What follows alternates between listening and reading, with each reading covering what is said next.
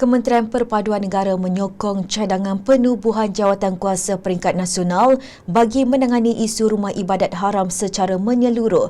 Menterinya Dato' Aaron Argo Dagang berkata keanggotaan jawatankuasa itu perlu merangkumi pakar dalam hal ehwal agama, kerajaan tempatan, tanah dan undang-undang.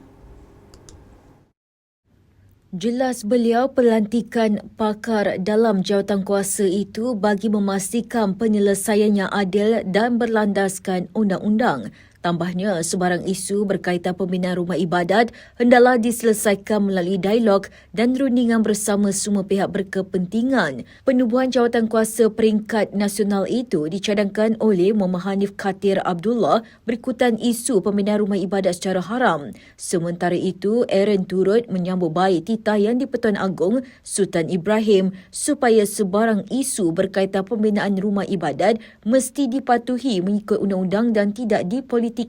Menurutnya, titah Sultan Ibrahim adalah panduan penting kepada semua pihak untuk sentiasa menghormati undang-undang serta menyelesaikan sebarang isu melalui saluran yang sah. Sehubungan itu, ujar beliau, isu pembinaan rumah ibadat mesti ditangani sepenuhnya mengikut peruntukan undang-undang sedia ada.